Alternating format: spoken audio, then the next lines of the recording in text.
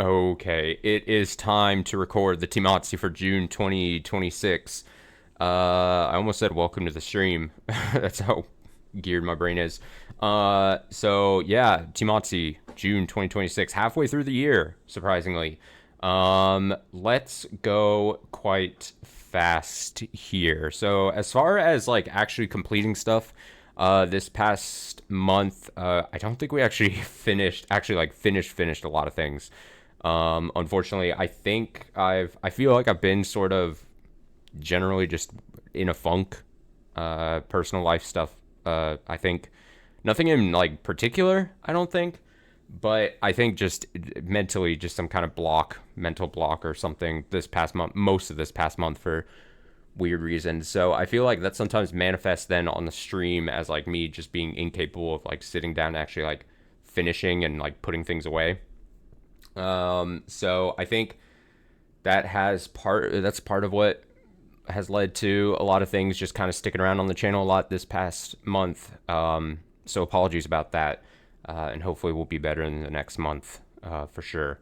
But yeah, hopefully we actually start finishing and seeing things to the end as we get into July. But let's see. In June, we basically started Fata Morgana as a visual novel, bigger visual novel, slightly bigger, not as big as some of the other things obviously we've tackled previously, but we are full steam ahead. That's the phrase into that game.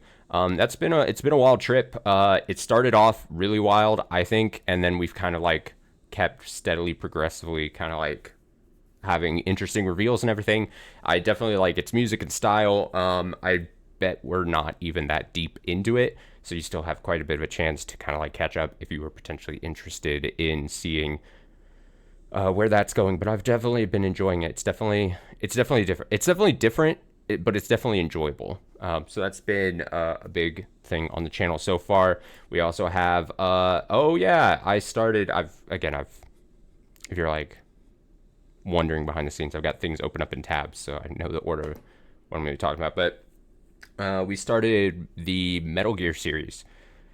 I played the first one, Metal Gear 1, in a couple streams, and we finished that. And now we're deep into, not deep really, probably, but Metal Gear 2. I keep saying, like, if I was potentially contemplating starting the Metal Gear Solid series on the channel, it would make sense to start these games and check them out first. So we are deep into, we finished Metal Gear 1. That was fun. Definitely, you can tell its limitations, and I had my frustrations with it because it's like early game design, mentality, some bullshitty things happening and everything to try to lengthen the game itself, and bad, weird design choices. But it's still interesting to see what, I mean, as lame as it sounds, what games were like back then. I feel like on this channel specifically, and just for me personally, I don't tend to go to games that far back, and definitely like NES games or that era. I guess technically this is like on the MSX, but like the version I'm playing, but like that era of games is very much like something I didn't get to do as a kid. Thankfully, maybe not that old that games were that part of my gaming history. So yeah, it's interesting at this point to be able to back to games while also recognizing that like it's cool to see how far games have come, but also recognizing that like, man, I joked like if I was starting to play games and these were what I had, maybe I probably wouldn't have stuck with games for most of my life, because kind of brutal. So yeah, Metal Gear 1 was interesting. Metal Gear 2, Solid Snake, is fun. You can definitely see the upgrades and the improvements just from that first game to this. You get a radar, you get a little map, and even storytelling is like slightly better. So we're still plugging away on that. We'll probably pick that up and be able to finish that in July. We're still plugging away in Xenoblade Chronicles. I think we technically started that in May. I want to say. Timeline's all fucked up for me. But we're still slowly plugging away in that. I'm hoping that we can really hit the game a lot more, especially with Nier Automata. Should be finishing up in the next stream or two. I'll be more able to dedicate a lot of streams and time to Xenoblade Chronicles. I'm slowly plugging away on the story. It's the thing where I'm very much interested in doing a lot of the side quests and stuff. So that's lengthening the game and everything, but I just can't mentally not do those, even if they're like fetch quests, like glorified fetch quests kind of thing, or just random hunt, beat 3 of these guys or whatever. But it ends up making it so that the series itself is a lot more chill. There's a lot of downtime in the stream, so I'm kind of just, it feels like I'm just able to kind of like hang out, and if anyone, just hang out with chat and all, as we kind of just slowly plug away and can talk about whatever while we do mindless quests. We started Sable, which is a small little game. We're only, as of recording this, 2 streams into it. It's just big old open world, a lot of empty space, but not in like a negative sense. We're starting to see more like puzzly areas now into the second stream. I think I just played it yesterday, again, as of recording this. And it's actually really interesting. I said at the last TMOTC that I really wanted to start that and see what it's got. And it's, again, another very chill experience because you're kind of just going from place to place and seeing what the open world has to offer. I think next time we play it, I want to really like expand and explore the map kind of thing and see all these different parts and just see that, because this last stream I really stayed hyper in a little localized space and was trying to do a bunch of stuff. But I think if I open up the map and see a lot before I start getting granular, I think I'll have a slightly more fun time with that. I wanted to mention, I don't know if I brought up this game last TMOTC because I didn't care to search that, but Unbeatable did their 2.0 update this past week, and it actually fixed the challenge flags that I was having such problem if you're following that saga on the channel. And it really made me happy when I checked out the 2.0 update and everything fixed. I actually have access to all the songs I should have in arcade mode, and we actually, at this point, with the stream that I did just recently for Unbeatable, I think I played every song on hard mode probably on stream at some point through arcade. So I feel as if that kind of like wrapped up the main Unbeatable series on the channel. And then it's going to now transition to like a game I probably just play for a while on my own, just to chill. But as I said in that last stream, they still plan on doing DLC packs and like monthly free updates for songs and stuff, at least through the month or the year of 2026. So I could totally see myself on stream booting it up at least like probably just once a month or so for those updates and checking out the new songs and stuff. And yeah, I'm very excited for the DLC packs as well and the additional songs those will bring. So Unbeatable is definitely not completely gone from the channel, but like I said, I'll probably just boot it up once a month for that. And I think that is basically what I want to talk about over the past month. Like I said, we in July really want to hit finish Nier Automata. I think we only have like 2, maybe 3 streams left of that, depending on how we try to hit things and what we end up trying to complete. And how granular I want to get with some of the ending stuff on that. Like I said, Fata Morgana, once we finish Nier Automata, Fata Morgana and Xenoblade Chronicles are going to be big focuses in the month of July. I know I said I was going to probably spin the wheel. I think in the last TMOTC I said I would spin the wheel sometime in June. That obviously didn't happen. Again, because of things I talked about earlier in this video, general funk that I've been in, mental funk, mental whatever, and just trying to complete some other stuff. Kind of just didn't really have an opportunity to, so I apologize about that. But I definitely have 2 smaller games like on my PC right now that I've been wanting to check out. They're probably both each like one stream, like one-off stream stuff. So I definitely want to get to both of them in July.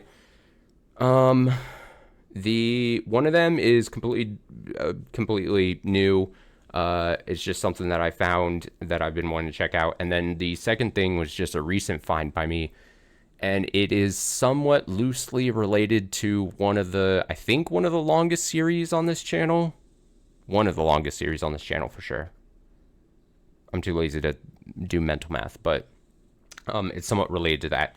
So I'm excited to check that out. It's going to be a goofy experience. So, but I was actually able to find a copy of something, and I want to check that out. So that should be in July. And then finally, last thing I'll say, just because we're like a month and a half or so out from it, and I feel like I've talked about it before, but coming up from like mid-August to like the first week of September, I'm going to be gone away on vacation / convention / working convention type stuff. So, yeah, trying to finish a few things before that happens, because during that stretch, the live streams themselves at least are going to be quite limited. There'll be breaks in there that I'll definitely be able to get to stuff, but if preferably I could finish like Fate and Morgana before that and Xenoblade Chronicles before that, that would be really dope.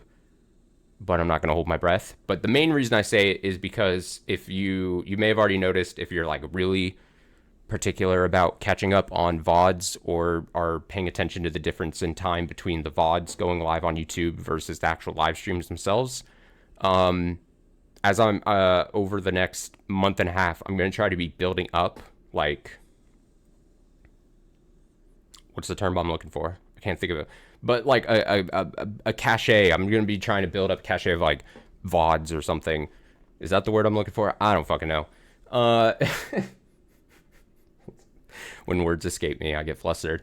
But yeah, because preferably for the last 2 years or so, I've been mostly trying to have at least one stream VOD, at least a day upload on YouTube.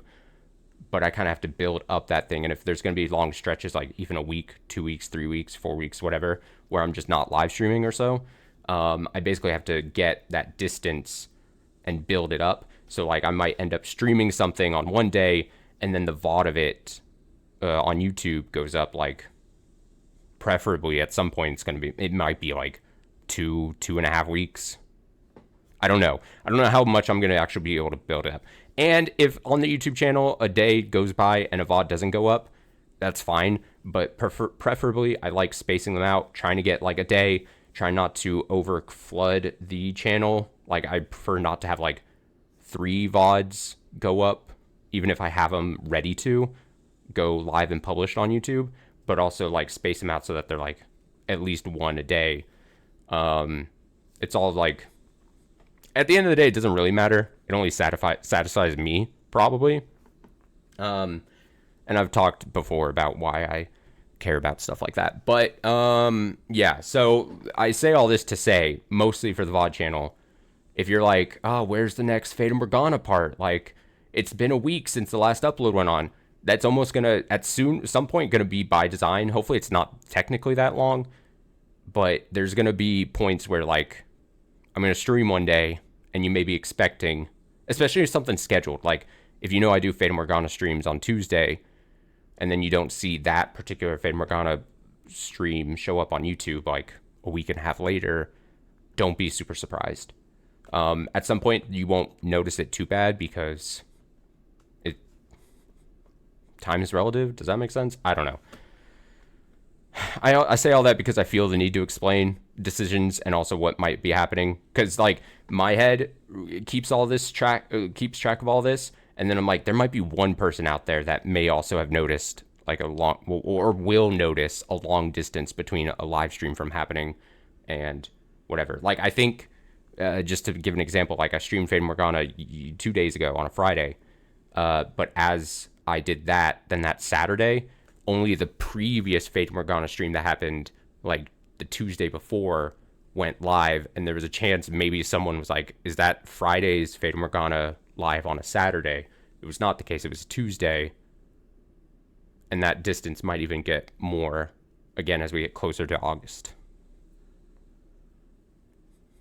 Does anyone like me over explaining things to the point of maybe even confusing myself and others? I don't know. I think that's all I have for TMOTC. I'll be back with another one in July. Hope everything I said made sense. To someone. Barely made sense to me.